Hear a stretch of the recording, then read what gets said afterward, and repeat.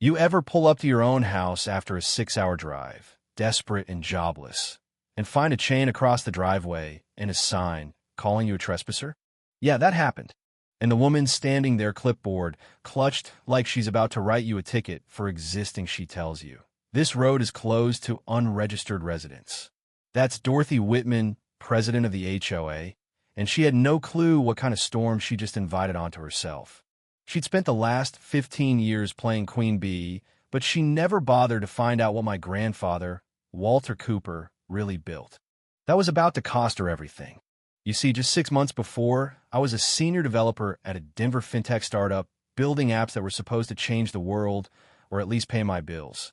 But then came the investor bailouts, the layoffs disguised as restructuring, and suddenly I was 32, broke, and sitting in my car in front of the cabin my grandfather left me.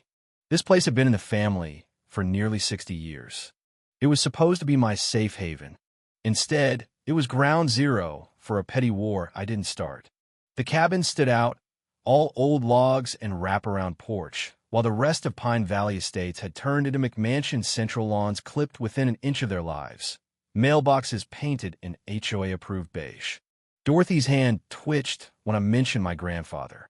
Yes, we're aware of that property, she said, voice tight. But all residents, even heirs, must register with the HOA before accessing community roads. For everyone's safety and property values. She had a security guard with her. Poor kid looked like he'd rather be anywhere else. I tried to reason. I've got the deed, the keys, and I pay the property taxes. Can I just get to my house first? But that's when Tom Bradley strolled up. He was all fake small-town charm and sweat stains. Introduced himself as an HOA board member and hardware store owner. He suggested we grab a coffee to sort things out like neighbors. At that point, my bladder and patience were equally desperate, so I agreed.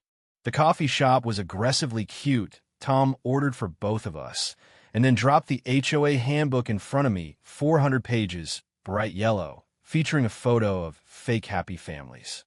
I skimmed it while Tom explained how Dorothy had been very patient, but now standards needed to be met.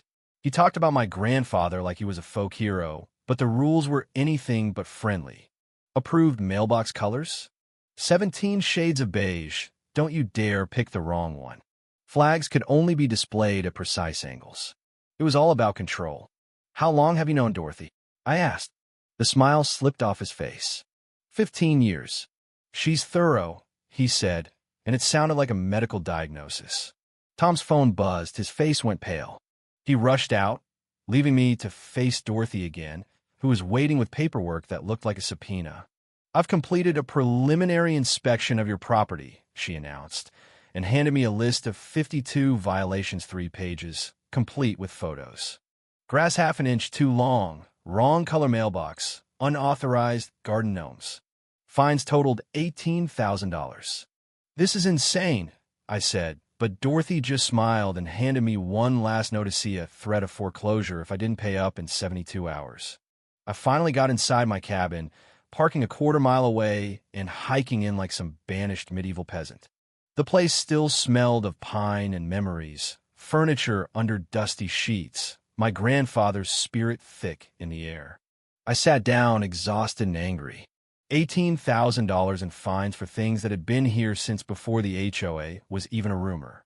The HOA handbook sat on the table, this yellow brick of oppression, and I knew I'd have to read it cover to cover if I wanted to fight back. But first, I needed food and maybe a lawyer. Next morning, the foreclosure notice glared at me over coffee. I started reading the handbook in disbelief. Rules weren't just strict, they were designed to be impossible. You had to buy the official ruler from Tom's Hardware for $40 just to measure your grass. My grandfather's 3x5 American flag? Technically an aggressive display of nonconformity. This wasn't about community. It was about power, and Dorothy was the undisputed dictator. Then came a soft knockway, too gentle to be Dorothy. It was Martha Walsh, a former neighbor, 75 and tough as nails. She hustled in like she was on the run. That woman forced me out, she whispered, pressing a package into my hands. Inside? 5 years of diaries, detailed records of every dirty trick, every board vote Dorothy rigged, every family she harassed. Martha pointed to a page. She offered to buy her grandfather's place 5 times, always after the fines. Then she told me, check the attic. Walter said he kept insurance up there. After she left, Tom dropped by with a casserole and more fake concern, but I noticed him snapping photos of my place. I called him out, and he went stiff. Dorothy's only interested in standards, he stammered, then rushed off. Dorothy's next move was cutting my water. Emergency maintenance, she said, all fake sympathy. Could be days. Could be weeks. Of course, if you bring the property up to code, it wasn't even subtle. I spent the day hauling water from the lake, boiling it to drink, feeling the neighbors' eyes on me. That night, up in the attic, I found the metal box my grandfather had labeled property documents. Surveys, receipts, and, at the bottom, a folder Cooper Road legal status. And there it was, a deed showing my grandfather had built and owned Cooper Road, the only road to my cabin and half the estate. I sat there, stunned. She'd blocked me from my own road. But the road wasn't hers, it was mine. Next day, my phone and internet were dead, right before a huge job interview. No signal, no Wi-Fi. Coincidence? Yeah, right. I raced 20 miles to a coffee shop, just in time for my laptop to die mid-interview.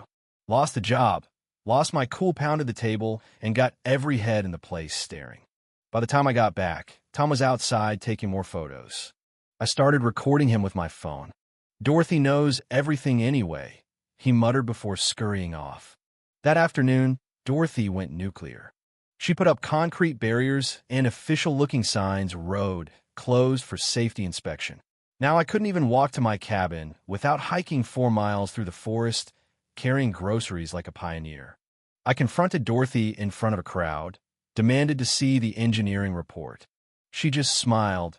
The HOA has full authority over community infrastructure. Neighbors looked away, eager to side with the powerful. I hiked home, furious but determined.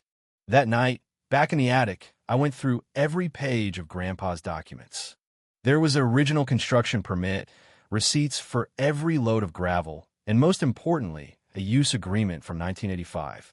My grandfather had allowed the community to use his private road for free, with one huge catch. If the HOA ever harassed the Cooper family, the agreement was void.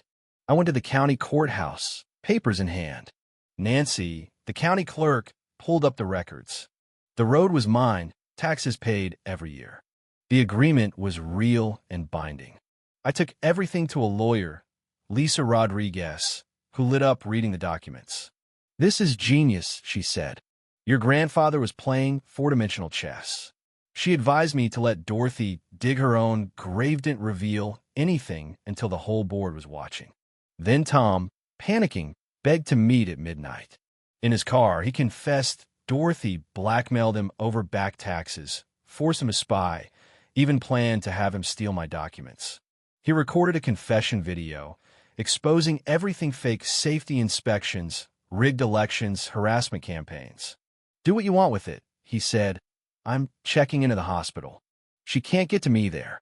Next morning, I got a demolition order, fake, of course, signed by Dorothy, not the county. That was the last straw.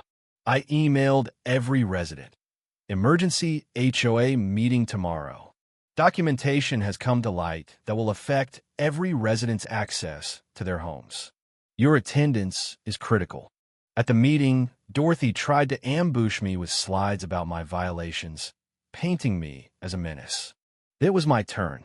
I asked, "Who owns Cooper Road?" Dorothy said, "The community." I projected the deed.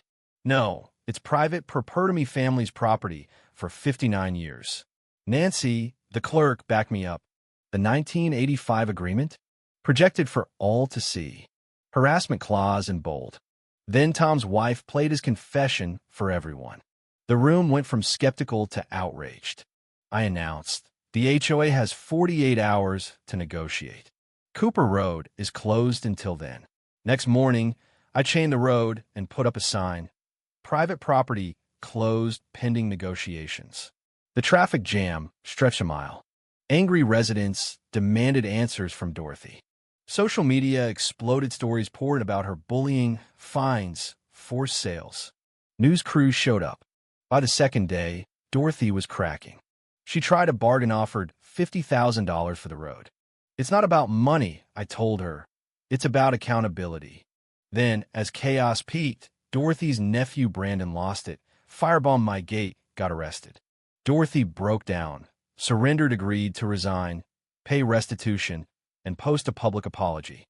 Lisa became HOA president, voided Dorothy's fines, brought in term limits, and restored transparency.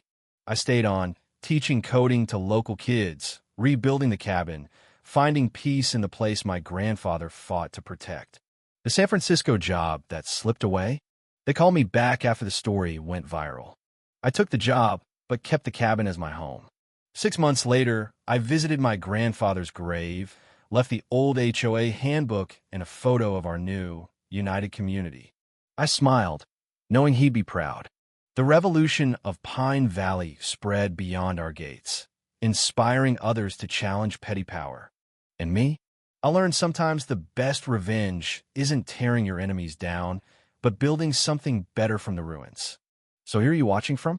Ever tangled with an HOA tyrant? Drop your story below. Let's see who really understands justice. Because sometimes, when the law is your weapon and the truth's on your side, you don't have to shout. You just have to stand your ground.